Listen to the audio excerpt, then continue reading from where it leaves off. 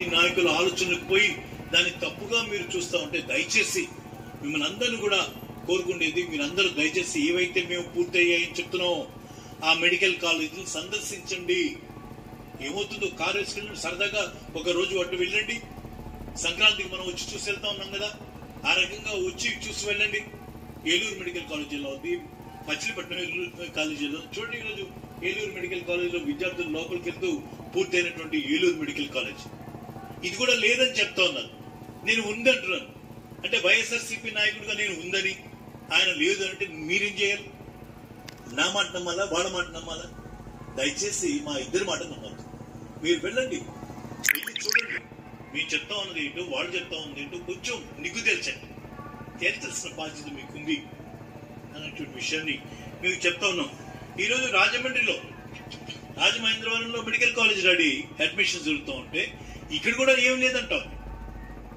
సరదాగా మనం సంక్రాంతికి వెళ్తాం కదా, మన ఇష్టం కోసం వెళ్తాం కదా, కొంచెం దీనికి కూడా వెళ్ళరండి, ఇది కూడా చూసండి.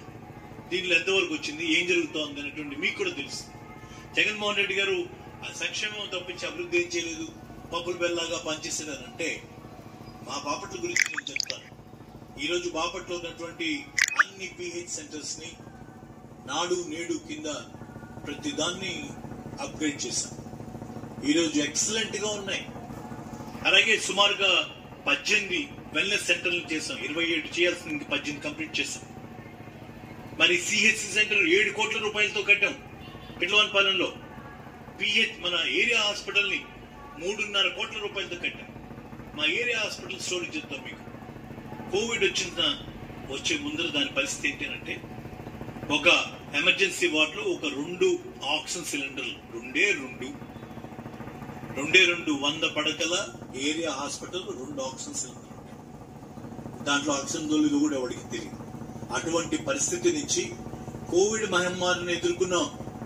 ఈరోజు బాపట్ల ఏరియా హాస్పిటల్లో సుమారుగా మరి 120 ఆక్సిజన్ బెడ్స్ ఉన్నాయి.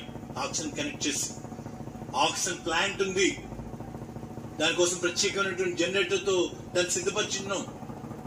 ఈరోజు ఐసీయూ ఉంది అక్కడ బాపట్ల ఏరియా హాస్పిటల్లో. ఇవన్నీ కూడా గత ప్రభుత్వంలో చేసినటువంటి కార్యక్రమాలు. ఇవన్నీ అభివృద్ధి కాదా? సచివాలయాలు కట్టాం, వెల్నెస్ సెంటర్లు కట్టాం, ఆర్బీకేలు కట్టాం. ఇవన్నీ కూడా ఏమీ లేదు అన్నట్టుగా ప్రచారం చేసేటువంటి వాళ్ళకి ఇవాళ వైసీపీ వాళ్ళు మాట్లాడితే వైసీపీ వాళ్ళ కోసం వాళ్ళు మాట్లాడుకుంటున్నారని, టీడీపీ వాళ్ళు మాట్లాడితే ఆ కళ్ళకి గంతలు కట్టి మీకు వాళ్ళు వినిపించేది, ఆ పత్రికల ద్వారా చూపించేది, లేకపోతే